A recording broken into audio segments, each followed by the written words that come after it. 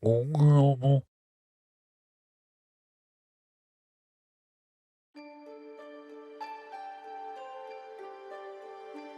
March 11th, 2020, Moon Studios released Ori and the Will of the Wisps on Windows and Xbox One. Will of the Wisps is the follow-up to Ori and the Blind Forest, which released 5 years earlier on March 11th, 2015. And while Ori and the Blind Forest is a great game in its own right, Moon Studios pushed the Ori formula to its limit in Will of the Wisps. Moon Studios grew from a team of about 15 employees in 2015 to over 80 as they worked on the second Ori game. Since their inception in 2010, Moon Studios has allowed the majority of its employees to work remotely from their homes across what is now 43 different countries. This flexibility lets them hire talent from all over the world. Artists and animators from companies like Pixar, Disney, and Blizzard joined in to help craft Ori's world and characters.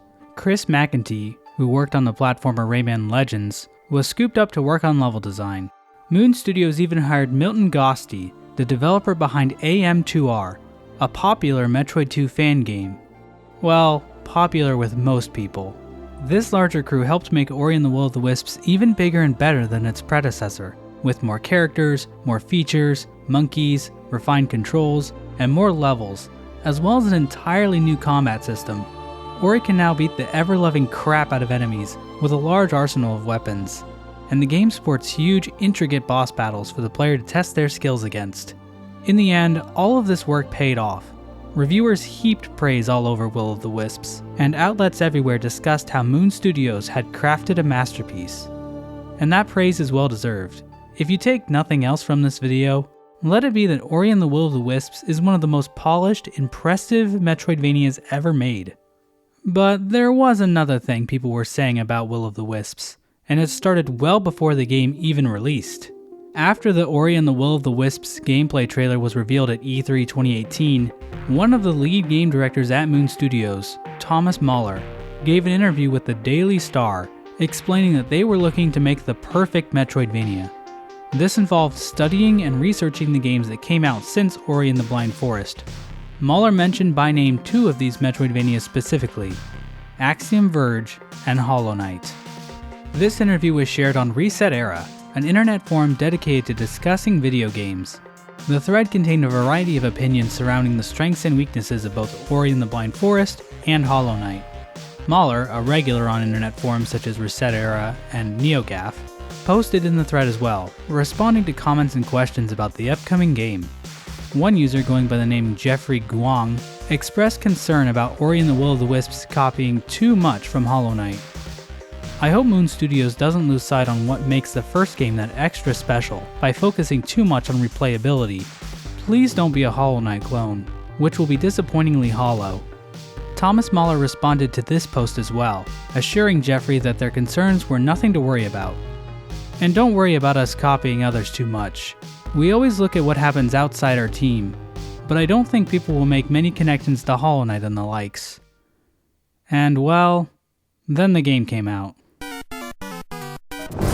Experience the new look and feel of the Ori series' second outing, where they took a glance at Hollow Knight and said, I guess we could do that. In fact, Ori and the Will of the Wisps takes plenty of cues from the other major Metroidvanias of the past few years. That's right, I'm talking about Hollow Knight. The first game had one original thought in the form of having you manually plonk down your save points, which was slightly wobbly in execution, so naturally it's been kicked to the curb in favour of making a game that's more like Hollow Knight. If you haven't played these games, to be a little bit reductive for a second, this might piss people off, but like the base of it does feel a little bit like Hollow Knight. Let's start by going over all the Hollow Knight ideas they borrowed, which, hey, I applaud Moon Studios for doing. I mean, that's a good model to borrow ideas from. If I failed, I knew it was because of my own mistakes. That reminds me of another game. Oh yeah! I mentioned that Will of the Wisps not only features swordplay, but a shard system similar to Hollow Knight's charms. Will of the Wisps introduces a system that hews out much more closely to the charms in Hollow Knight. So it's got a similar badge system. I think people have made this comparison, and it's probably fair to Hollow Knight's badge system. Yeah. A little bit similar. Very similar. But speaking of exploration, there's a map maker that helps you chart each new area in case you're looking for another bit of Hollow Knight influence. And there's an NPC hidden around the world that sells you maps. It's even got the one map maker dude you keep running into in the world who sells you a map for the current area. But that's not the only Hollow Knight influence. One of the skills is basically the exact same healing skill. Moon Studios must have looked at Hollow Knight's freakishly creepy deep nest and were like, can we top that? Well, they didn't, but they tried. Because Hollow Knight was popular and did well and has therefore gained the favour of the giant money machine, all praise its benevolent wisdom. So it's pretty clear the team enjoyed Hollow Knight. Not a bad thing, it's a great game. The comparisons to Hollow Knight came immediately, with several users on Reset Era mentioning that they could see the clear inspirations from Hollow Knight. One user, going by the name Mindsale, even created a thread titled, "Is Ori and the Will of the Wisps fascist or plagiarist?" Thomas Mahler jumped into the thread, clarifying that Hollow Knight wasn't really an inspiration for Will of the Wisps, instead citing games like Final Fantasy VII, Dark Souls, and The Legend of Zelda: A Link to the Past. The reaction to Mahler's posts were mixed, with a number of users actually disagreeing with him and calling him a liar and a salty man-baby. In a surprising turn of events for an online gaming forum, the entire thread turned into a complete dumpster fire. Things became so heated that the thread was locked by a moderator just over 3 hours after it was created. A few months later, the other lead developer at Moon Studios, Gennady Korl, addressed the similarities during a Reddit AMA. Korl explained that while they expected some Hollow Knight comparisons, a lot of the systems in Will of the Wisps that people compare to Hollow Knight already existed in early prototypes dating back to 2015. So what exactly is going on here? Mahler has said in a number of interviews that they studied Hollow Knight, and that the game inspired them. The comparisons have been pointed out numerous times by fans and reviewers all over the internet. But at the same time, both co-founders of Moon Studios say that Hollow Knight wasn't the inspiration for much of anything in Will of the Wisps. What's the cause of this discrepancy? How similar is Ori and the Will of the Wisps to Hollow Knight? Before we dive into the comparisons surrounding Will of the Wisps, there's a whole other issue that needs to be discussed. It seems when a discussion of inspiration and borrowing ideas in gaming comes up, a lot of people immediately jump to words like rip-off and clone, and discussions immediately become hostile. So let's take a bit of time to talk about what inspiration and imitation between games actually looks like. The question of what constitutes a rip-off is hard to answer. That Reset Era thread I mentioned earlier is a good testament to that, and is a question that has been brought up many times before. In fact, the issue of rip-offs in the games industry has been discussed by some of the greatest minds of this generation. Alright, I gotta set the record straight. Something is really pissing me off. Alright, if we're gonna call stuff a rip-off, let's call it what it is. Notch took another game, ripped it off, created Minecraft. This is Keemstar. Most well known for his entertainment and social news YouTube channel, Drama Alert, Keemstar is a very polarizing online celebrity. But before Keemstar became the big YouTube star he is today, his first big break came from handling the PR and marketing for the 2011 Xbox Live Arcade game, Fortresscraft. If you were to take a quick glance at Fortresscraft, you might think it's just a ripoff of another game that was popular around the same time, Minecraft.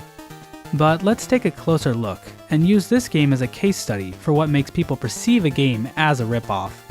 So let's hear the pitch for Fortresscraft. Here's Keemstar explaining the game in an interview with Mild Gaming. Alright, so just tell us exactly what is Fortresscraft. Fortresscraft is a genre that was developed a long time ago. It was actually a genre that doesn't have a name. A game was the inspiration for Minecraft, which has been very, very successful, but it's only on the PC. In the same genre of block building, if you want to call it that, we've developed the game Fortresscraft, which is very similar but very unique and different at the same time. Keemstar's first point here is that Minecraft didn't create the block building genre, but itself took ideas from another game. This is absolutely true. Minecraft's creator, Marcus Persson, or Notch, was heavily inspired by another game called Infiniminer when creating Minecraft. Keemstar's point was echoed by the lead developer of Fortresscraft, Adam Sawkins. According to Sawkins in an Ars Technica article, The similarities found between FortressCraft and Minecraft are simply part of the voxel sandbox genre both games belong to. Sawkins, who had previously worked on games from the Formula 1 and Burnout series, compared this to the racing game genre, saying, "All racing games have cars, tracks, tarmac, trees, Armco, AI, overtaking, braking, chicanes, and chevrons. To remove any of those things means it's no longer a racing game, apart from maybe trees. If I were to remove voxel rendering, infinitely mutable worlds, Perlin generation, or, as one YouTube comment accused me of stealing from Minecraft, grass, then I no longer have a Minecraft clone. I also no longer have a game." Notch didn't see it that way. In that same Ars Technica article, he shared his thoughts on games like FortressCraft and Terraria. Both FortressCraft and Terraria appear to be inspired by Minecraft, which in turn was inspired by many other games including Infiniminer, Dwarf Fortress, and Dungeon Keeper. However, I do not believe you can achieve something great or interesting by merely attempting to emulate something else. It becomes especially embarrassing if you publicly deny any inspiration when it's painfully clear how much of a copy it is. FortressCraft is an obvious attempt just to take something popular and clone it as closely as possible. I still think it's important that people are allowed and able to do things like that, but it's hardly graceful. Accusations like this haunted Keemstar and Sawkins throughout FortressCraft's relevance. Keemstar tried his best to dispel these criticisms. "Don't fucking talk shit about me and my fucking game, or I'm gonna fucking talk shit about your whole goddamn crew." But public relations wasn't really Keemstar's forte back then. Sawkins directly responded to Notch's comment with an open letter detailing how FortressCraft had unique features that separated it from Minecraft, such as more detailed graphics with shaders and reflections, ray guns, trampolines. Sawkins also said, "FortressCraft is basically Minecraft, in the same way that Minecraft is basically Infiniminer. It's just that Minecraft has been out a hell of a lot longer, and I have an enormous list of plans and ideas I want to put into FortressCraft as time goes on." It's undeniable that both Minecraft and FortressCraft started out as clones. If you look at the video description for the very first video of FortressCraft uploaded to YouTube, Sawkins wrote in the description, "Minecraft clone, running on the Xbox." If you look at the first Minecraft video Notch ever posted, the description reads, "This is a very early test of an Infiniminer clone I'm working on." So what is the actual difference here? Why does Minecraft get away with cloning Infiniminer, while FortressCraft gets flogged and crucified? Well, for one, Minecraft expanded new gameplay mechanics not found in Infiniminer. Infiniminer was an abandoned, team-based competitive mining game. Notch took those elements and added survival and RPG mechanics to transcend beyond Infiniminer and create something new. FortressCraft was pretty much just Minecraft's creative mode, with a few game modes like Tag thrown in as well. But if you seriously look at these games, it's hard to believe that FortressCraft innovated on Minecraft anywhere near as much as Minecraft innovated on Infiniminer. Sawkins' defense to this point was that FortressCraft hasn't been around as long as Minecraft, so many of the unique ideas Sawkins had planned for the game hadn't been added yet, stating that FortressCraft was just the first chapter. FortressCraft is a novel with chapters unwritten. But this point leads into the bigger reason why I think so many people called FortressCraft a ripoff. For whatever new ideas and mechanics it might have added to the voxel survival sandbox genre, it was clearly overshadowed by the perception that FortressCraft was rushed and unpolished, banking its success entirely on its similarity to Minecraft. It seems like FortressCraft's actual main selling point was that it would be just like Minecraft, except unlike Minecraft, it was on Xbox Live Arcade. You have to remember this was 2011, which was like a million years ago. Minecraft wasn't running on every device known to man yet. There were a lot of young kids out there who couldn't play Minecraft, and there were a lot of YouTubers like Keemstar who had built their entire fan bases around this identity of playing Xbox Live and being a hardcore console gamer. So FortressCraft was a perfect game for people like Keemstar to market to their primarily console gamer audience. Just watch the official FortressCraft launch trailer and you'll see what I mean. This ain't about me. This is about the console gamer. This is about Xbox. I'm not a PC gamer. I've not been a PC gamer and never will be. I am a console gamer. That is reality. That's the way it is. But when I looked into it, I found out it's not exactly Minecraft, but this, I've been waiting as long as everybody else for this to come out, checking every day. I stayed up till 12 when I heard that it was supposed to come. It's also clear that they knew people were going to call it a ripoff, so they tried to deflect as much as possible. Even the game's trailer brings up how this game technically isn't ripping off Minecraft. Getting kind of worked up over Fortress Craft being like Minecraft. I haven't looked into it or anything, but I think Minecraft is based on another game itself. In the end, Fortress Craft performed incredibly well, selling over 2 million copies. It was clear that the game did well financially, but as time has passed, Keemstar has spoken a bit more candidly about his real thoughts on Fortress Craft in terms of its design and quality, saying in 2020, so that was my first big break. Not a good game, shitty game, but people bought it. It was a Minecraft clone, but it was the only one available on Xbox, so of course fucking kids are gonna buy it. Brilliant move. As for Sawkins, he actually continued development on Fortress Craft, creating a sequel called Fortress Craft Evolved, which blended the standard Minecraft-type gameplay with Factorio, mixing in logistics and tower defense mechanics to make something more unique. So it seems like Sawkins was honest when he said he had a lot of ideas to make Fortress Craft different from Minecraft. As for Fortress Craft Chapter 1, I don't think people will ever view it as all that innovative or unique, and it will go down in history as one of the many video game clones created to cash in on what was popular at the time. Sawkins actually re-released the original Fortress Craft on Steam to celebrate the game's 10th anniversary, so you can check it out if you want. If you have a PC, that is. So what can we take away from that little example? First, games take ideas from other games all the time. It's perfectly natural, and it's even responsible for the creation of one of the greatest video games ever made. Second, video games that exist within the same genre are bound to have similarities. Racing games all have cars. First-person shooters are all in first person. Roguelikes are all fucking bullshit. But a game needs to do at least something unique and different from other entries in that genre, otherwise it might be called a ripoff. Finally, the single biggest part of what makes a game seem like a ripoff is if it feels rushed, poorly made, and is released shortly after another specific, popular game in the same genre. Even if a lot of comparisons between those games might boil down to conventions in said genre. This is especially true when the genre itself is very young and undefined.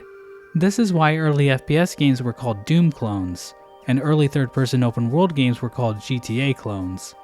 But what if the genre is old? Minecraft and Fortress Craft were very fresh experiences when they first came out. So what about the genres that have been around a long time?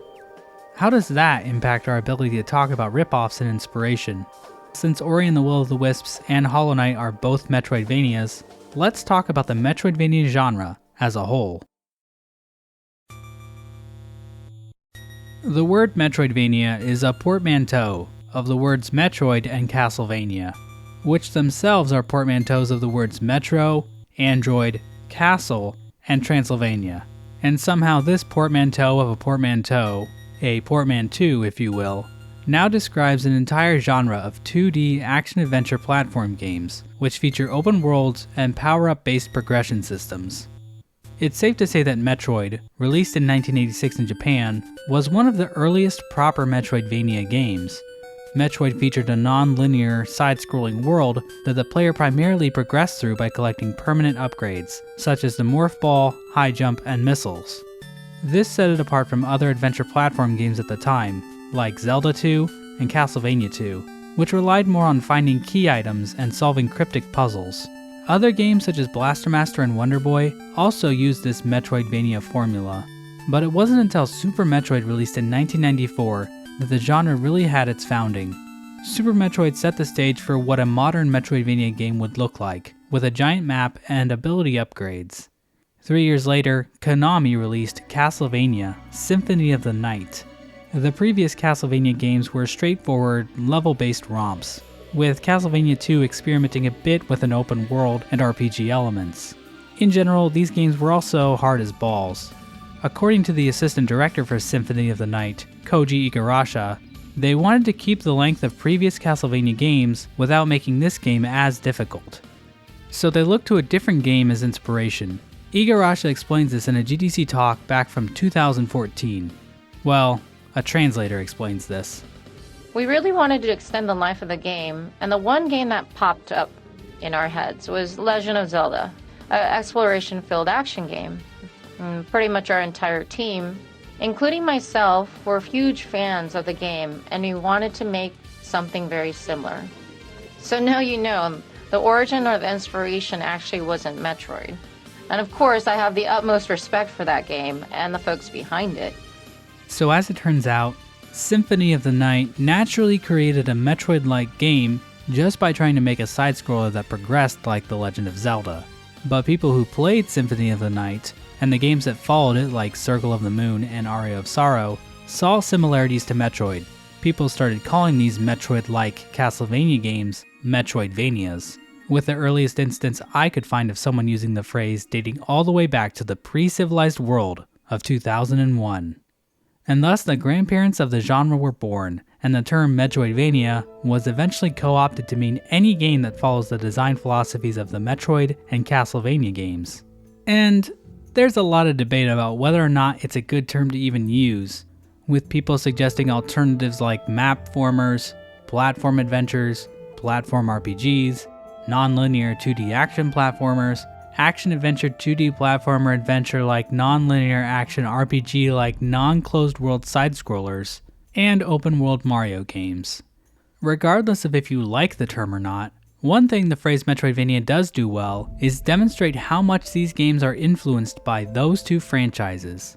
But at the same time, they will mix other games in as well. Axiom Verge drew ideas from other NES classics such as Contra, Bionic Commando, Rygar, and Blaster Master.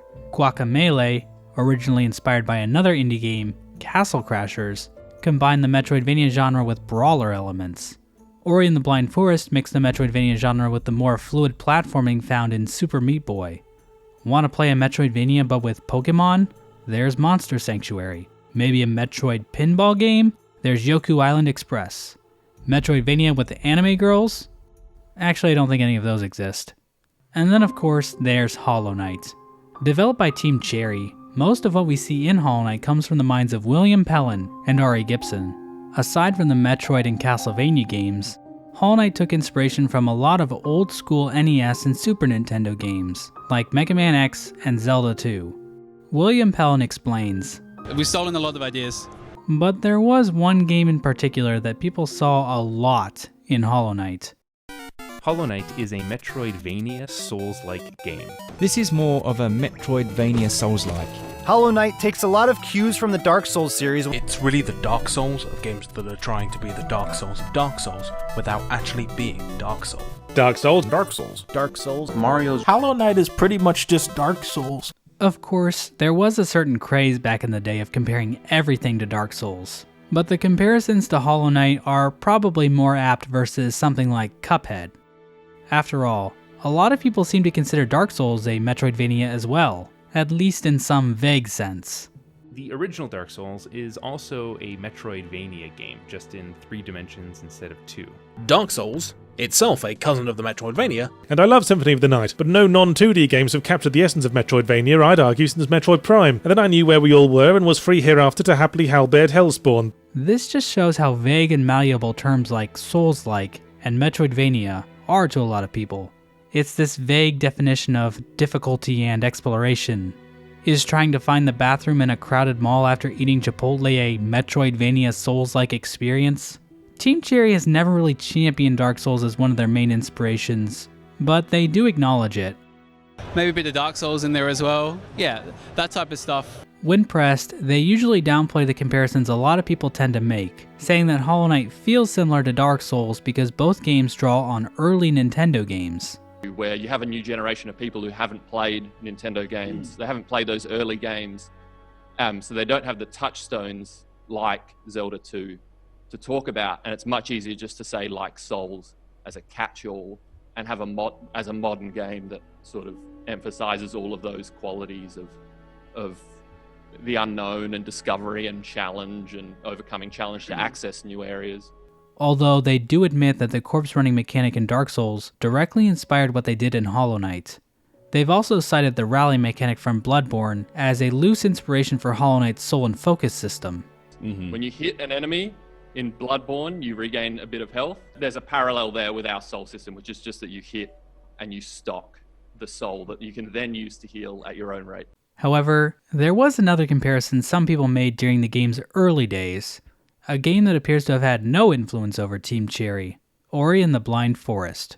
Again, Hollow Knight's cartoony, slightly Ori and the Blind Forest-esque style. The atmosphere created in this Ori and the Blind Forest meets Salt and Sanctuary art style. The comparisons to Ori were not quite as prevalent as the comparisons to Dark Souls, but they happened enough to warrant a comment from Team Cherry themselves.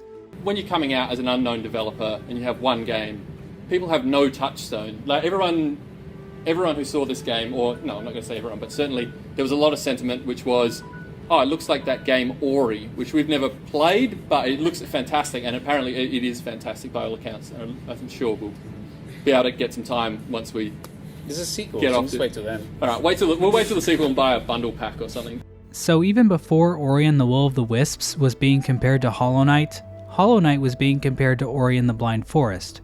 Which begs the question, why have the claims surrounding Will of the Wisps been so much louder? There's certainly a case to be made that Will of the Wisps shares more design elements with Hollow Knight than that game did with Blind Forest. But I think another big factor in all this is the fact that the Hollow Knight fanbase is much bigger than the Ori fanbase. For example, the Hollow Knight subreddit and Discord server are both 10 times larger than their Ori counterparts. That's not to say that Hollow Knight is a better game than either Ori 1 or 2, but I think it contributes to why so many more people are seeing similarities between Hollow Knight and other games. And I'm not just talking about Will of the Wisps. In December of 2019, Nintendo showed off the trailer for a game called Gleamlight. This game was developed by a Japanese company called Daiko. The company is a decent-sized publisher who even helped with the development of another recent Metroidvania game, Bloodstained Ritual of the Night, Koji Igarasha's spiritual successor to Symphony of the Night. The immediate reaction to Gleamlight's trailer was that it was a cheap knockoff of Hollow Knight. The game's publisher, D3, addressed these accusations in a Polygon article, saying, "Gleamlight is still in development, and it's not final at this moment. The dev team is aware of Hollow Knight, but the game has nothing to do with that title." Very few seem to actually believe this statement. In his review of the game, Nintendo Life reviewer Stuart Gipp said the following: "Gleamlight's developers have claimed that their game isn't a ripoff of Hollow Knight. They're right. If it was a ripoff, then it shares some kind of inspiration, some mechanical flair, the creativity, the baseline of enjoyable moments, some solid fundamentals. It's all missing. It's not a ripoff of Hollow Knight. It's a stupid child's drawing of it." So what exactly is it about Gleamlight that makes people call it a ripoff?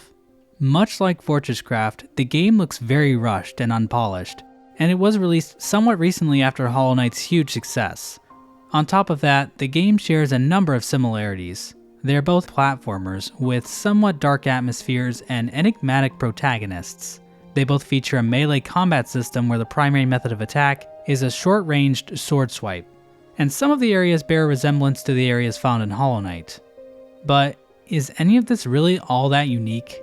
With Fortresscraft, it was a lot easier to notice because there were very few games that looked like Minecraft in terms of game design.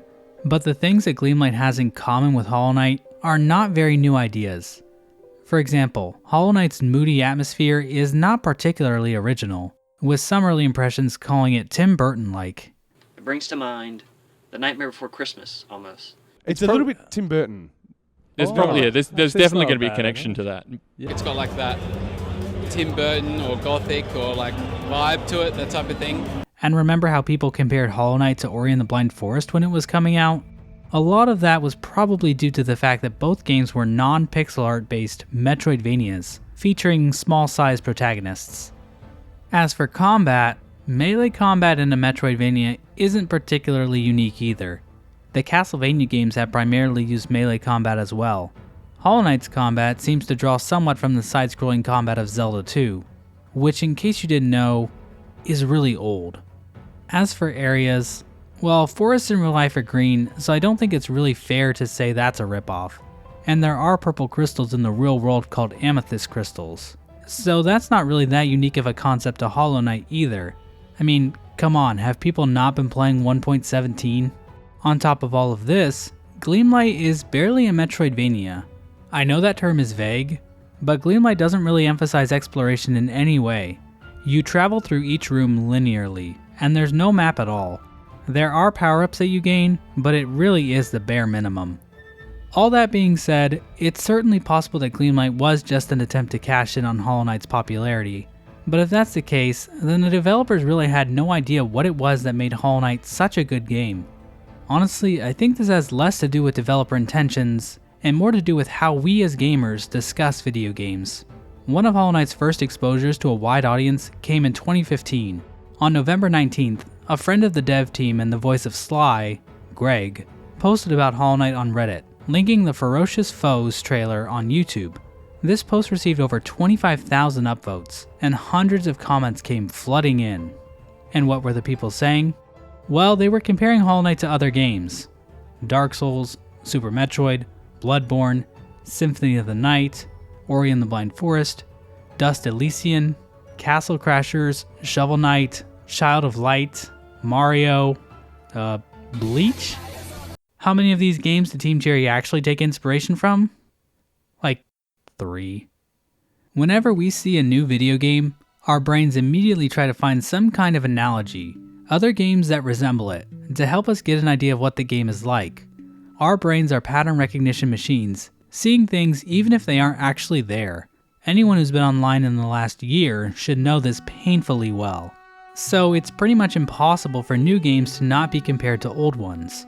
Gleamlight was dropped into the limelight in the middle of an Indie World Direct, and I can tell you, a large chunk of the Hollow Knight fanbase watches Indie World Directs in the futile hope that there might be just even a modicum of Silksong news presented. So when Gleamlight popped up and shared a few superficial similarities to Hollow Knight, the comparisons happened immediately. Now those comments on Hollow Knight from 2015 were mostly positive. There were still a few people calling Hollow Knight a ripoff, but in general people were kind to the game.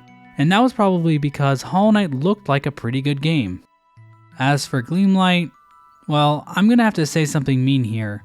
So if there are any developers at the Japanese company Daiko watching this video, please plug your ears. Gleamlight's trailer looked really shitty. Like, the game just looks bad. So when a whole bunch of Hollow Knight fans saw this game and saw how bad it looked, it was inevitable that everyone would start calling Gleamlight a ripoff. But if you actually played Gleamlight, it doesn't seem much like Hollow Knight at all. I mean, it's still a bad game. I got every achievement after 4 hours of playtime, and I can confirm, it's a bad game. But I think that has more to do with Daiko being primarily a publisher and having very little experience with game development than them trying to quickly cash in on Hollow Knight's success. Of course, that's not to say that Hollow Knight hasn't inspired other developers. There have been quite a few games to pop up, such as Haiku the Robot, Lone Fungus, Chiaroscuro, Curse of the Sea Rats, Ender Lilies, Unbound Worlds Apart, and Zapping Bygone, which all claim Hollow Knight as an inspiration in some way. But one Hollow Knight inspired game in particular, Crowsworn, ended up getting some heat for looking too much like Hollow Knight. When they posted their pre-Kickstarter trailer on Twitter, a number of tweets were posted calling the game a ripoff of Hollow Knight. Once the game was brought to the attention of the wider Hollow Knight fanbase, partly due to me tweeting about it over on my Twitter at twitter.com/mossbag69, discussion became a lot more positive. Since then, Team Cherry's marketing director, Leth, has even joined the Crowsworn team. In an interview with the Indie Gamer, Leth made it pretty clear that Team Cherry has no issues with Crowsworn.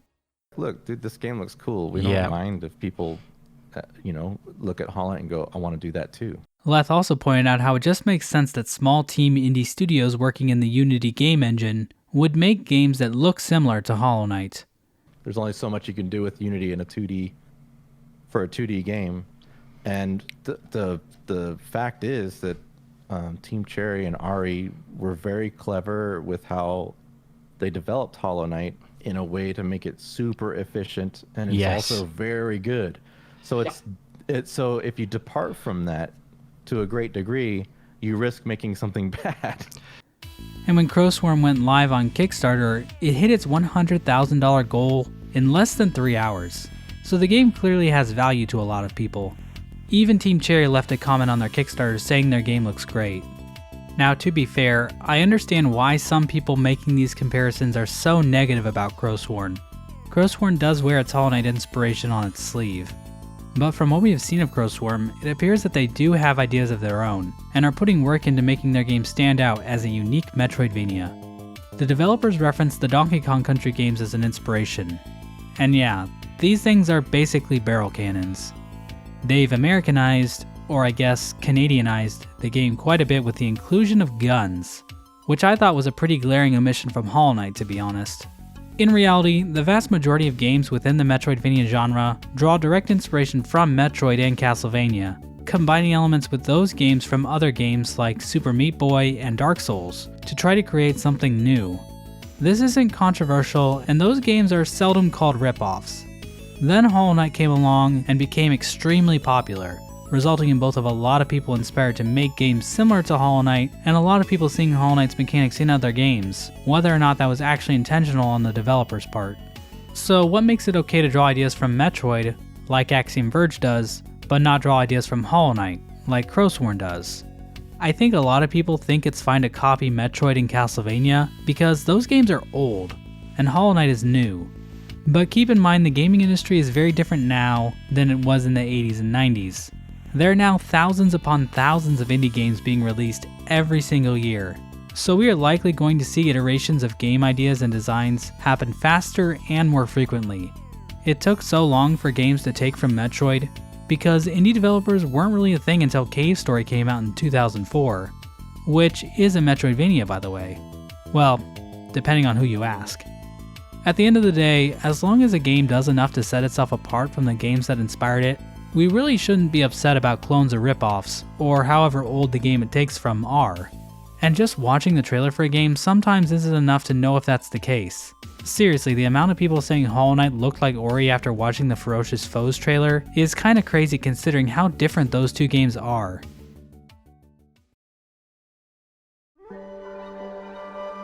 Enter Ori and the Will of the Wisps.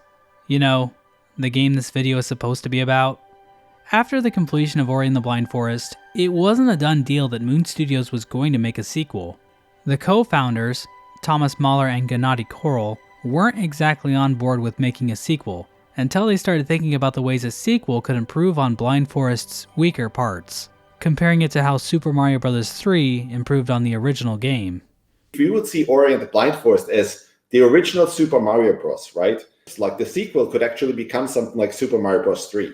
Sort of like what Super Mario Bros. 3 was to Super Mario Bros. We want Ori and the Will of the Wisps to become to Blind Forest what Super Mario Bros. 3 was to the original Super Mario Bros. My next guests say this game will be the best Ori, and the Ori, or it will be to Ori what Mario 3 was to Super Mario Brothers. I guess that's a quote. That's impressive.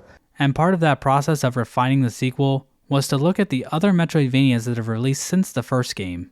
In terms of like the gameplay, yeah, we really just wanted to push it a step further. So we looked at all the Metroidvanias that also came out after Blind Forest, right? And we just basically wanted to say, hey, you know, how can we even like take it a level further than that? Like we saw earlier in the video, Hollow Knight was one of the games that Moon Studios looked at when creating Will of the Wisps. But since the game has come out, Mahler and Korol have both denied taking any inspiration from Hollow Knight. When I first caught wind of this all the way back in March 2020, I went on a bit of a rant. I posted to my Twitter account over at twitter.com/mossbag69, claiming that Moon Studios had obviously taken several elements from Hollow Knight, and were now blatantly denying it. Now I know this is a really rare occurrence for Twitter, but my tweets were perhaps a bit reactionary and ignorant to the greater context surrounding the situation. I hadn't even played the Ori games when I made those tweets. But that was over a year ago. I have since taken the time to play both Ori and the Blind Forest and Ori and the Will of the Wisps. I also played through Pac-Man 2: The New Adventures a few times just for good measure. I also researched the development of the Ori games to better understand how they were made. So have my thoughts changed? Well, yes, but it's complicated. There really isn't a clear-cut answer here, so let me just answer this question in two parts. Was Ori and the Will of the Wisps influenced by Hollow Knight in some way? Most likely. Did Ori and the Will of the Wisps directly copy mechanics or ideas from Hollow Knight? Probably not. In order to get to the bottom of this, I'm going to be digging into a number of interviews Moon Studios has participated in, as well as looking through posts Thomas Mahler has made on websites like Reset Era and NeoGAF. Mahler has been open about sharing his opinions in gaming forums, and once we dig into his posts, we soon realize something. Thomas Mahler doesn't really like Hollow Knight. Mahler first played Hollow Knight right as the game came out in February 2017. After playing the game for a few hours, Mahler posted in the NeoGAF thread dedicated to discussing Hollow Knight. Mahler criticized the game's slow pacing, calling it too slow when compared to games like Super Metroid, Symphony of the Night, and Blind Forest. In later posts, Mahler also said he isn't a fan of Hollow Knight's simplistic combat. And while he didn't say this next point was criticism, Mahler has talked about how he thinks that games like Axiom Verge and Hollow Knight don't really do anything new to push the Metroidvania genre forward, as opposed to the Ori games which blend the genre with the more fluid platforming found in games like Super Meat Boy. Mahler's criticisms of Hollow Knight are certainly not unique. As much as I love Hollow Knight, it's not a perfect game. There are aspects of it that just won't do it for some people. One of Hollow Knight's biggest stumbling points for a lot of people is its pacing. Hollow Knight is a massive game with a huge map, and the movement upgrades are few and far between. As a result, some areas feel like they are missing content or satisfying moments to keep the player engaged. This can seriously affect the game's sense of pacing and progression if the hook of exploration doesn't grab the player. This has been pointed out by a few reviewers here on YouTube. And even with every ability, it can take a while to get where you need to because the map is absolutely massive. Massive and boring! And the world is fun to explore, but asks for a bit more than what these kind of games usually entail given its sheer size. A building of tension and exploration, story, and gameplay complexity that ends with nothing instead of a climax. I'd call this poor pacing.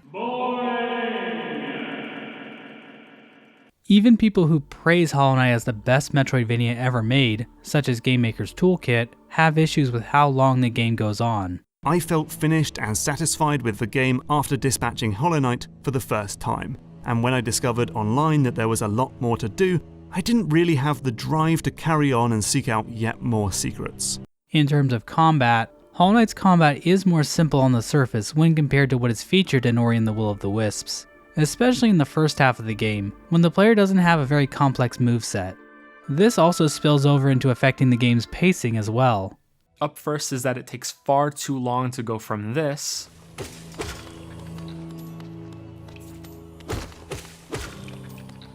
to this.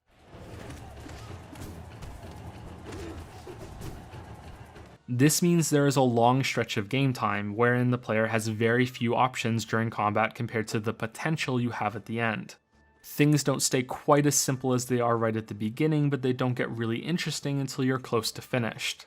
And it is fair to say that Hollow Knight doesn't really do anything unique. There are a number of reviews pointing this out. Although Hollow Knight may have many of the same trappings we've seen countless times before, it stands above thanks to the strength of its artistry and execution. The mechanical aspects of the game aren't anything truly innovative or unique, but they're responsive, easy to learn, and most of all, completely fair. Hollow Knight maybe doesn't rewrite the book on the new abilities aspect, but it does make them feel meaningful and very important to your progression. I should also say that while Mahler has discussed his problems with Hollow Knight a number of times, he has still consistently said that he has a lot of respect for Team Cherry, and he has also consistently said he's happy that more and more great Metroidvania games like Hollow Knight have released since Blind Forest. But he's also made it very clear that the game just didn't do it for him, saying, "I get that fans might see similarities between the games, but I wasn't even a fan of the game when I played it, so..." However, Mahler has done more than just talk about how he dislikes Hollow Knight. He's also gone back and forth on whether or not he actually finished the game. He said he did finish it in a post from shortly before Will of the Wisp released, but then he said he didn't finish it after everyone started comparing the two games a month later. At another point, he compared the sales figures of Hollow Knight to Blind Forest after another user said that Blind Forest just came and went, while Hollow Knight was extremely popular. And in general, Mahler has expressed a very competitive mindset whenever he talks about Hollow Knight. So it's clear that Mahler has a complicated relationship with Hollow Knight. For comparison's sake, the only thing Team Cherry has ever said about the Ori games is that they've heard they are fantastic. Of course, Team Cherry are pretty tight-lipped in general, and don't have much of an online presence, either personally or professionally. Probably to a fault sometimes. Mahler has the opposite problem. He is just really open about sharing his opinions, and even he admits that it lands him in hot water sometimes. Back in March of this year, he posted a public apology on his Twitter account after calling the developers behind No Man's Sky and Cyberpunk 2077 snake oil salesmen in a post he made to Reset Era. To be fair, Mahler made some interesting points in his post, And honestly, I kind of agree that hype culture in gaming incentivizes studios to overpromise what their games will be. But he probably should have avoided calling specific people like Sean Murray snake oil salesmen. In his Twitter apology, Mahler said the following: "I always really liked the idea of gamers and developers alike having an open discourse about games, so that we could all figure out together how to improve the art form. I think this is why Mahler is so open about sharing his opinions on Hollow Knight. He likes discussing game design with other gamers, and he isn't afraid to share unpopular opinions. And I don't think there's any problem with him saying he doesn't like Hollow Knight, but it's the amalgamation of his attitude and statements surrounding Hollow Knight that make me think his feelings towards the game go deeper than just not liking it. I think Mahler has a competitive mindset when it comes to game development, and he viewed Hollow Knight's massive success as a challenge to overcome with Will of the Wisps. Looking at the language used by Mahler and Coral to describe Will of the Wisps, it really seems like the goal for this game was for it to surpass Hollow Knight and become the perfect Metroidvania. In an interview with the Daily Star in July 2018, Mahler said the following: "A lot of what we're doing with Will of the Wisps is trying to perfect the genre, perfect Metroidvania. We looked at a lot of games that have come out since the first Ori, Hollow Knight, Axiom Verge, and studied and researched them. Now it's our turn to take it to the next level. That's how Ori evolves. We look at what's been done since the last game, and we push it further. We take it further. It's pretty bananas." Coral has said this as well. We really want to make sure that absolutely every single aspect of a Metroidvania can be perfected. And we can see that this was the case before Will of the Wisps. With Ori and the Blind Forest, the goal was to push the platforming found in Metroidvania games further than ever before, bringing the fluid platforming of Super Meat Boy to the genre. They literally even put Meat Boy's rotting corpse in the game, in case you didn't notice the inspiration. Thomas Mahler explains. We wanted to improve Metroidvanias by really focusing on the platforming component, because honestly, if you look at your typical Metroidvania, if you look at Symphony of the Night and Super Metroid, yes, they do have platforming, but it's very simple, right? It's not on the level of Mario. So that's where we wanted to improve things. Like, to me, it just made no sense that, hey, if one of your core aspects, if one of the core hooks of the game is platforming, like jumping around these levels, why wouldn't the levels and the platforming component be as good, as Mario? Yeah. Like that should be the case. So that's where we took it. After the release of Hollow Knight, however, Mahler and Moon Studios looked to push combat further as well, thus having both the best combat and the best platforming in the Metroidvania genre. And to do that, they seem to compare themselves a lot to Hollow Knight. And then Team Cherry came in and did Hollow Knight, and they did a much more traditional thing, right? Or Axiom Verge, for example, also did a much more traditional approach to Metroidvanias. And I think that's fine. But in terms of the combat system, we wanted to kind of, like, I always like that competition and the challenge and say, okay, you guys did that. Let's see how you can follow up and we do this now, like that kind of thing. The combat itself was in Blind Forest was much more focused around the platforming. And then you have games like Hollow Knight and so on coming out, right? Which focused a lot more on just precise hits and so on, right? Which to us wasn't the focus for Blind Forest. And we thought, hey, like we could do that as well, right? And we could really create this perfect package that's just, hey, here's what a platformer should look like and a Metroidvania should look like in like 2019 or 2020. So it's clear that Moon Studios was very aware of Hollow Knight while making Will of the Wisps. And I think part of the whole perfect Metroidvania mentality really just meant better than Hollow Knight. So does Mahler's feelings towards Hollow Knight, mixed with Moon Studios' philosophy of perfection, prove Ori copied ideas from Hollow Knight? Well, no. But I think it shows that Hollow Knight likely had some influence over them as they made the game. But if we ignore the Hollow Knight stuff for a minute, the basic philosophy of perfecting the Metroidvania genre is an interesting approach from Moon Studios. It's also very different from what Team Cherry did. William Pellin and Ari Gibson actively avoided even calling their game a Metroidvania at all. So when we were making the game, obviously, like the blueprint for it was a lot of those games like Metroid and Castlevania, but we weren't super conscious of like staying true to the genre or anything like that. If it was just, what we thought would be fun or what made sense, what we wanted to make. In another interview, Leth confirms that they consciously chose to avoid using the word Metroidvania. Team Cherry was the same way. They didn't want to really use the word Metroidvania either. They were like, Right. can we call it an action platformer or Yeah. something like that? In fact, Team Cherry has even said that Hollow Knight is actually most like Fazanadu. Every time we say Fazanadu, which is probably the one that it is the most closely aligned to, everyone just goes, oh, what? Oh. Fazanadu is another one of those early 2D Metroidvania games from the 1980s, before Super Metroid truly defined the genre. Fazanadu sticks out with its impressive atmosphere for an NES game and cohesive world design. Fazanadu starts with a lone traveler arriving at a ruined kingdom in despair, with some inhabitants under the curse of an evil force. This is very similar to Hollow Knight's general story, a lonely warrior arriving at a civilization wrought by an infection. So you have one developer working to push the conventions of the genre to their limit by crafting the best platforming and combat mechanics of any Metroidvania game, using Super Metroid and Symphony of the Night as references. And you have another developer that isn't really worried about sticking true to the conventions of the genre, and instead taking inspiration from other old-school open-world games. Both Hollow Knight and Ori and the Will of the Wisps have their own unique strengths, ideals, and weaknesses that may stem from their design philosophies. And these games do differ quite a bit, mainly in their level design and storytelling. Hollow Knight's level design prioritizes exploration, with lots of diverging paths and an insane amount of secret areas to explore. You can beat the game without even seeing the majority of the content Team Cherry created, and your path through the game will likely look very different from someone else's. In contrast, pretty much every area in the Ori games is entered through one intended path. Because Moon Studios does this, it allows them to carefully craft platforming challenges around what abilities the player has obtained so far. While there are some hidden areas here and there, you'll be seeing most of what each Ori game has to offer just by following the critical path. In terms of storytelling, Moon Studio uses swelling orchestral music and detailed character animations to convey the plot of the game. All of this is done to achieve a more universally recognizable story that doesn't rely too heavily on dialogue.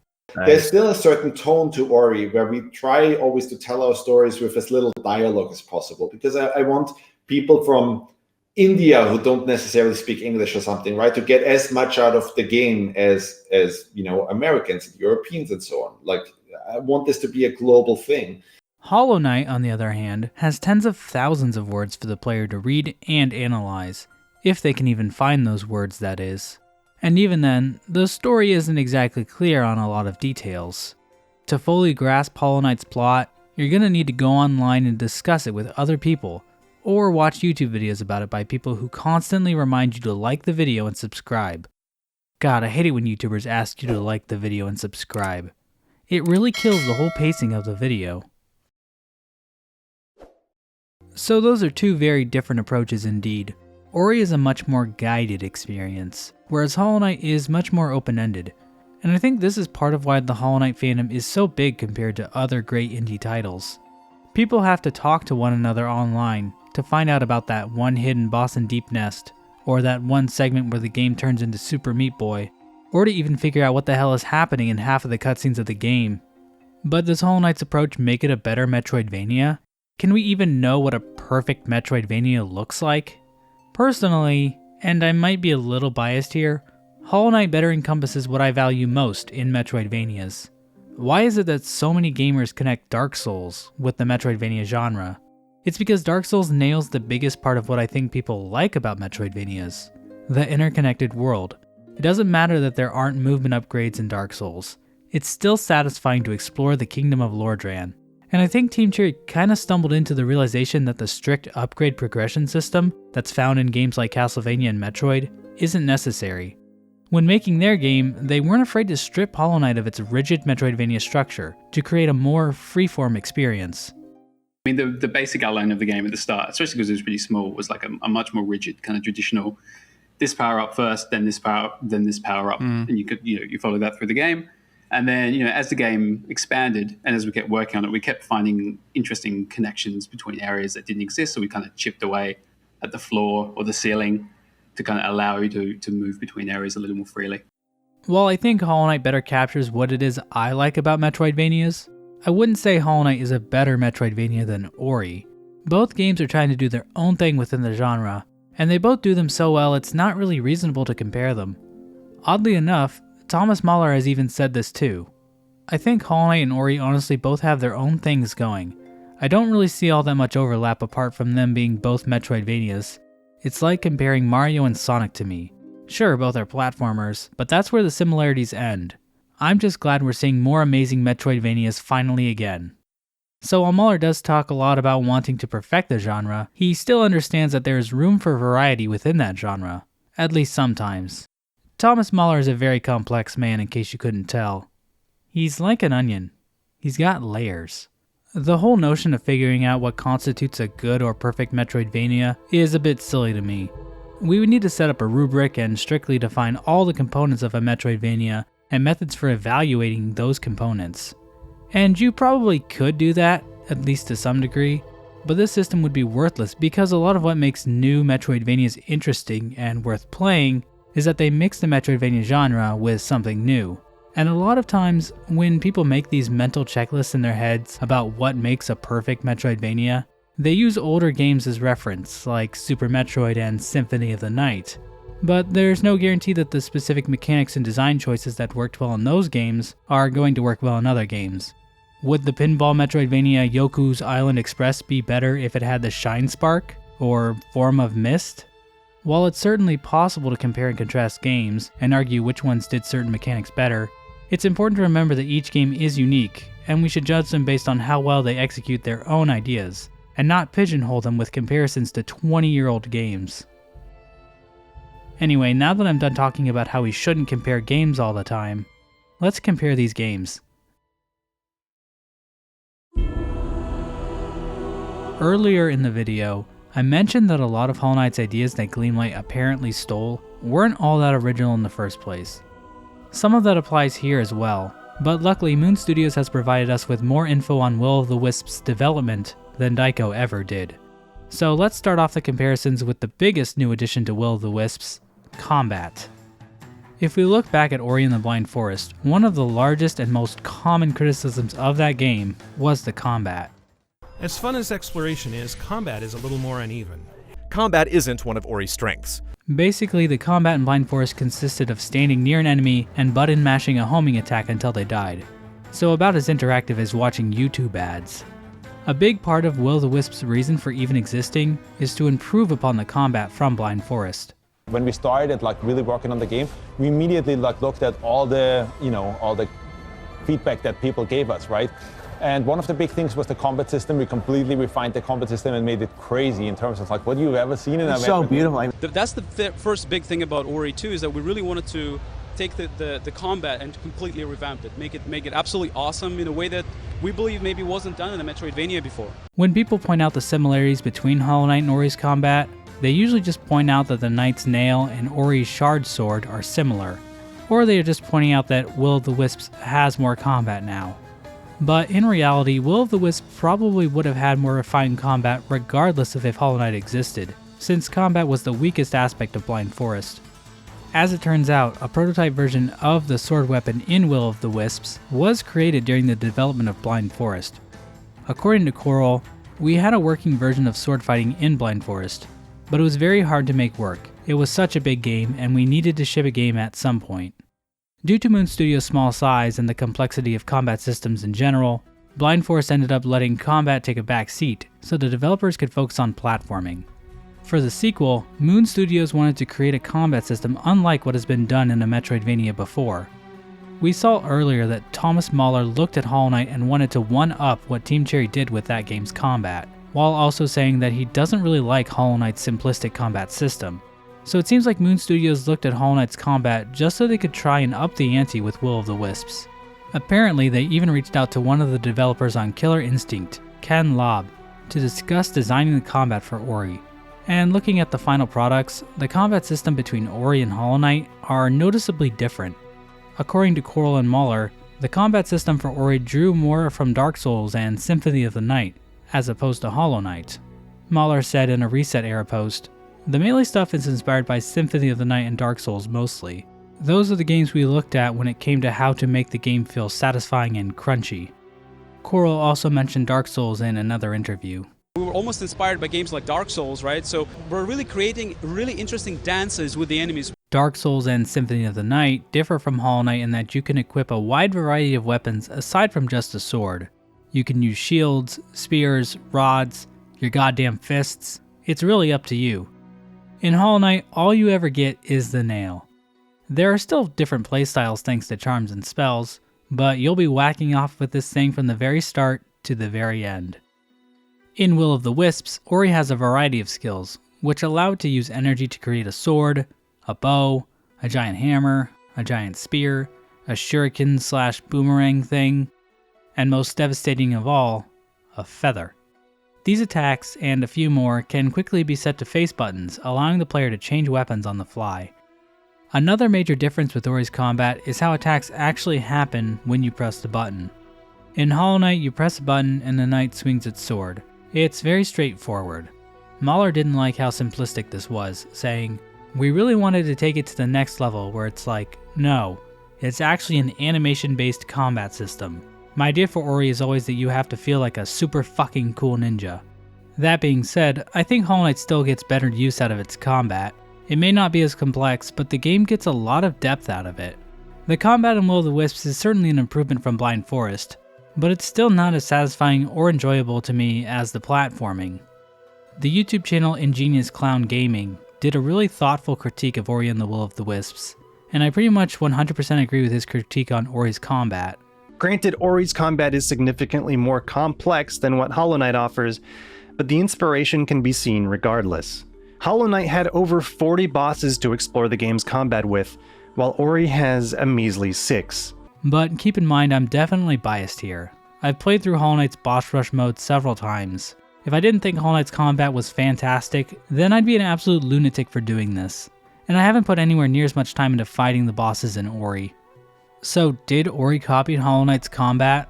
Well, they were aware of Hollow Knight, and they seemed to take it as a challenge of sorts to push their combat further than what Team Cherry did. But in reality, Moon Studio was always going to revamp the combat system, because it was Blind Forest's biggest stumbling point, and the combat system they did implement into the game is very different from Hollow Knight's in a number of ways. So yes, but actually no. The healing system is another comparison I've seen thrown around. In Blind Forest, Ori could heal either by finding health drops in the world, or by unlocking an ability that healed Ori whenever it created a save point. In Will of the Wisps, Moon Studios wanted to use the face buttons for equipping skills, leaving no place to put the manual save ability. Due to this, they decided to replace that feature with an autosave system, and the healing ability was turned into one of the equipable skills. On the face of it, expending a resource in order to heal isn't all that unique, which is pretty much what Mahler said when people brought this up as being similar to Hollow Knight. But it's the way this healing plays out during gameplay that I think makes it feel similar to some people. Healing can now be performed in the middle of combat, and requires Ori to stand still and avoid taking damage for a short period of time. This is very similar to Hollow Knight. On the other hand, it's also very similar to Dark Souls. Both Team Cherry and Moon Studios have cited Dark Souls as inspiration for their games, and we know that Moon Studios wanted to replicate the interesting dances the player has with enemies in Dark Souls. Part of this dance involves finding the right time in between enemy attacks to use an Estus flask to heal. And I think it's reasonable to say that Hollow Knight's focus mechanic took cues from the Soulsborne series in this regard as well. So did Ori construct their healing spell to act more like Hollow Knight's because they wanted to replicate Hollow Knight's gameplay, or did they go back to Hollow Knight's source, Dark Souls, and replicate that? Did Ori copy Hollow Knight's idea to copy Dark Souls, or did Ori just copy Dark Souls? It's at this point where even trying to figure out where an idea came from, or how it migrated to other games, becomes pointless to even talk about. It's like jumping. Does every game draw direct influence from Donkey Kong because it popularized the jumping mechanic? I think the healing spell change in Will of the Wisps ties into Moon Studios' more combat-focused design philosophy, and might just be an extension of Dark Souls' influence over them. Is it possible Hollow Knight influenced them in some regard as well? Maybe. But leaving Dark Souls out of the equation and saying they're just copying Hollow Knight leaves a lot of details out of the picture. And that goes for the entire combat system in general. Both Ori and Hollow Knight draw from that series, and that might be a big part of why the combat in these games feels similar to a lot of players, when in reality they are quite different. The concept of Metroidvania games using RPG elements has been around at least since Symphony of the Night, which boasted an experience system as well as equipment management. And both Moon Studios and Team Cherry also put RPG elements into their game. Ori and the Blind Forest features an ability tree, which allows Ori to gain different abilities and perks, such as breathing underwater, better resource drops, showing things on the map, and making attacks more powerful. The tree has 3 separate linear branches, so a lot of the later power-ups are locked behind a branch you might not even want. Coral explains this issue. One, we kind of had a tree system, so like if you wanted to get an upgrade, you gotta go get all the upgrades before it on a certain path, so it kind of locks you in. The shard system introduced in the sequel offers a lot more flexibility. On top of not having to spend resources on abilities you don't want, the player can also switch out shards depending on what they are struggling with currently in the game. It's also very similar to Hollow Knight's charm system, with only a few minor differences. Each shard in Ori is worth exactly 1 shard slot, whereas notches in Hollow Knight have different costs depending on how powerful the charm is. Shards can be upgraded to become more powerful, which was a planned idea for Hollow Knight's Godmaster update, but was ultimately cut. Both Moon Studios and Team Cherry cite different RPGs for their systems. Team Cherry says they looked at the badge system from Paper Mario. In that game you had badge points, which could be spent to equip badges, with some badges having different cost requirements, very similar to what we see in Hollow Knight. The developers at Moon Studios, on the other hand, originally based their shard system on the materia system in Final Fantasy VII. In that game, weapons and armor have a certain number of materia slots. If you equip a materia to a character, they gain the materia's power, and the materia itself can be leveled up by gaining AP points through combat. According to Mahler, the shard system in Ori was going to work a lot more similarly to that, saying, at some point in the game we literally had slots in all the skills that you inserted shards into. That became too cumbersome, so we turned it into a global system. Coral echoed this inspiration, saying, we looked at the materia system from Final Fantasy and the shard modifier system where you can customize your character and have more choice. Coral also mentioned that the shard system existed in prototype form since early 2015, long before Team Cherry ever showed off Hollow Knight's charm mechanic. The ability to level up shards is probably a remnant from this original idea.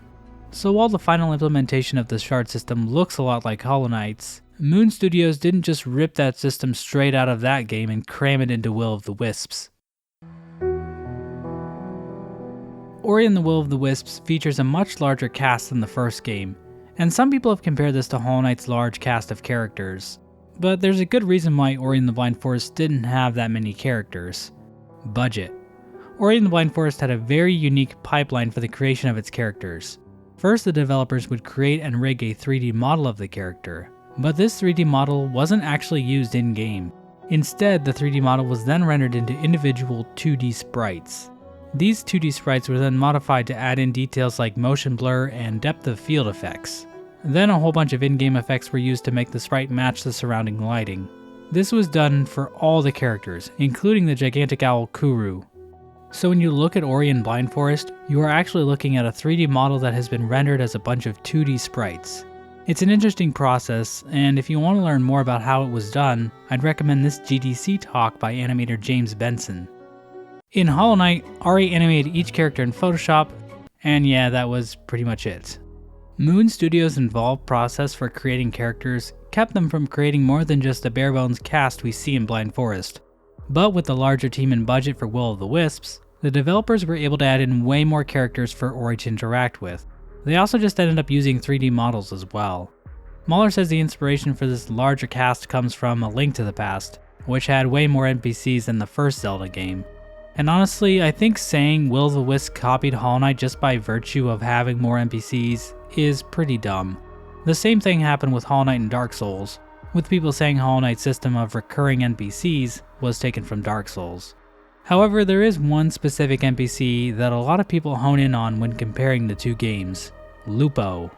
Lupo is a cartographer who shows up all over the world, selling maps of each area. This function is similar to that of Cornifer. When people on Reset Era brought up the comparisons between Lupo and Cornifer, Mahler mentioned that the Castlevania games have merchants who sell maps, so Hollow Knight didn't invent the concept. And that's true. In Symphony of the Night, Alucard can purchase a castle map from the Master Librarian, among many other things. But that's not really the same as Cornifer and Lupo. The Castlevania NPCs are shopkeepers, not cartographers. The concept of a cartographer NPC wasn't present in those games, which does make Cornifer more unique. That being said, the idea of a map-making cartographer NPC seems pretty logical for a Metroidvania. Honestly, it's weird that Hollow Knight is the first well-known example of one, and there are memorable cartographer NPCs outside of the Metroidvania genre. It's really not that unique of an idea. Regardless, Lupo's implementation is nothing like Cornifer's. In Hollow Knight, you need to find Cornifer to even get a map. You also have to buy a quill to update your map, which only happens when you sit at a bench. And you have to buy and equip the Wayward Compass to even see where you are on the map. In Ori, your map still fills in without talking to Lupo, but his maps help reveal large chunks of each area, and the player icon and map updating all happens automatically. It's way less involved, which makes sense, because Ori is less about exploring a large interconnected world and more about moving through areas sequentially. Also, Lupo doesn't have a smoking hot trophy wife, so that's a pretty game-changing difference too. On top of that, there are other parallels we can draw between NPCs. Talk is a wandering traveler who drops random bits of lore and advice, similar to Quarrel. Topher teaches new attacks, similar to the Nail Masters. At the end of the day, there's only so many different archetypes of characters you can make that would be relevant to a Metroidvania game, and Cornifer and Lupo just happen to overlap the most. Okay, this one is pretty damning. Did Moon Studios really think people wouldn't notice the fact that both Will of the Wisps and Hollow Knight both had spiders in them? Thomas Muller has never commented on this blatant ripoff, and honestly, I don't blame him. It's undeniable that they stole this idea from Team Cherry, but it goes even deeper than that. As it turns out, before Hollow Knight popularized the concept of putting spiders in games, there was another game to do it. A game that was truly ahead of its time.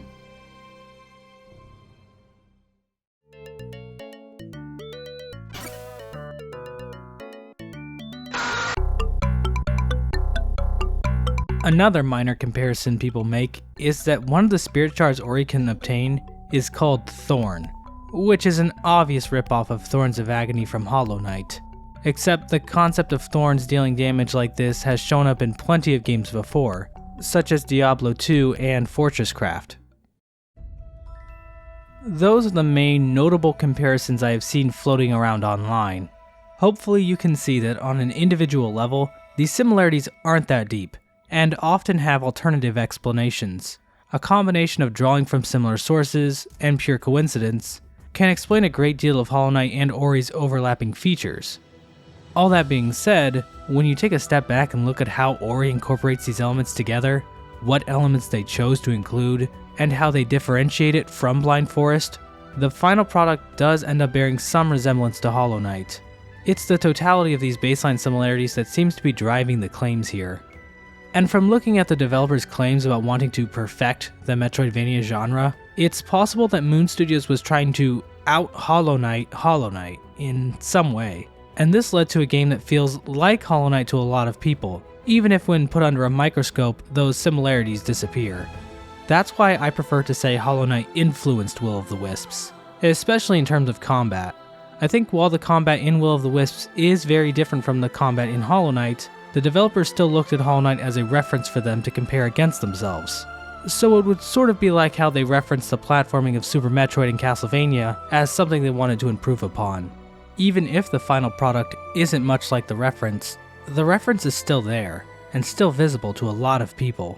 I personally think Moon Studios should have acknowledged Hollow Knight's influence over Will of the Wisps' development, once everyone started making the comparisons. They seem to acknowledge some influence before launch, but have downplayed it since then. Although I can understand why they did so. Team Cherry did something very similar with Dark Souls. They did take some inspiration from Dark Souls, that's undeniable, but they preferred to play that down in interviews, because a lot of the connections people were making to Dark Souls weren't intentional on Team Cherry's part. That being said, Team Cherry never contradicted themselves on if they ever played Dark Souls, and they've never compared the sales figures of their game to that of From Software's. And that does set them apart from Mahler. To sum this all up, Hollow Knight certainly had a vague influence over the development of Will of the Wisps, but I think people overstate how much Moon Studios directly copied Hollow Knight. I think the wise people over at Honest Game Trailers said it best. Where they took a glance at Hollow Knight and said, I guess we could do that. There's a strange irony to all this. It's pretty clear that Thomas Muller doesn't like Hollow Knight, but at the same time, he seems to have set out to create a game that could surpass Hollow Knight in the public eye and become the pinnacle of the Metroidvania genre. But in attempting to do so, he created a game that people just compare to Hollow Knight anyway. Even if Muller didn't intend his game to look like Hollow Knight, the pieces fell together to make a game that was arguably much better than Ori and the Blind Forest, but it also seemed more like Hollow Knight.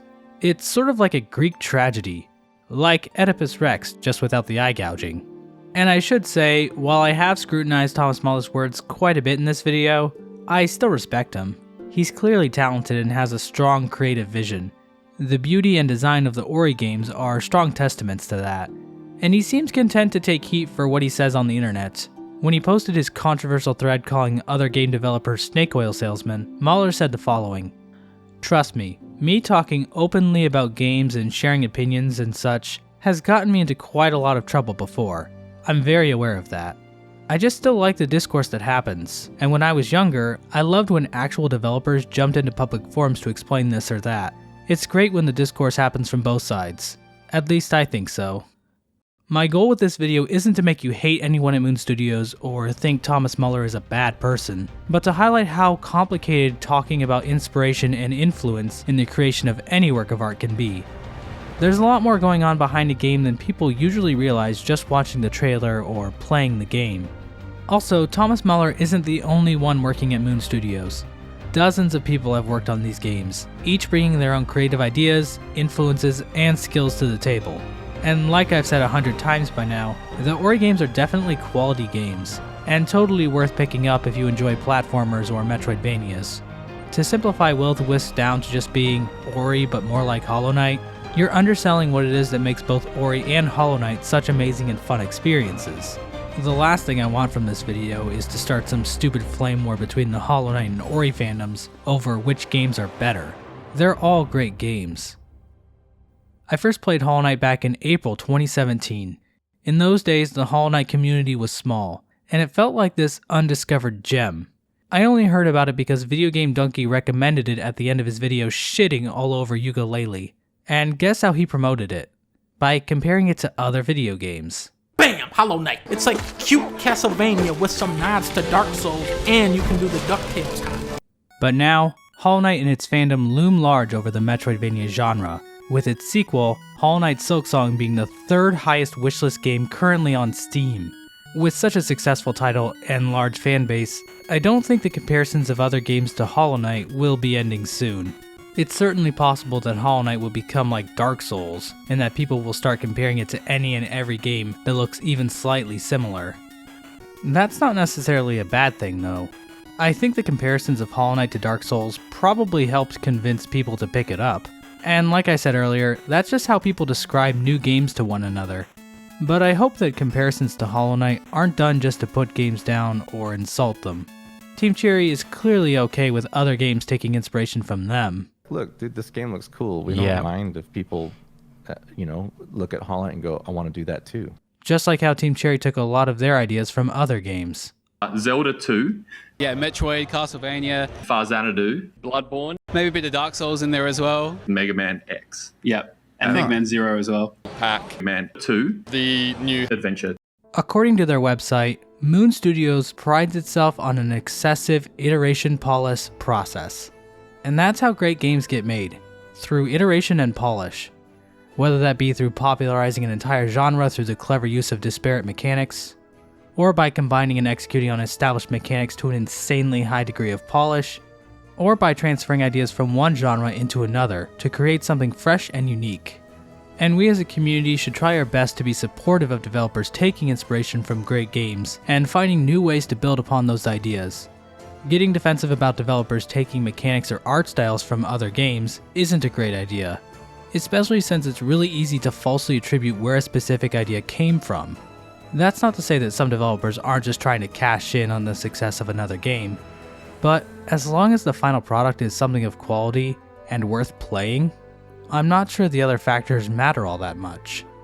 I'm excited to see how the Metroidvania genre evolves, especially in the wake of such amazing games as Hollow Knight and Will of the Wisps.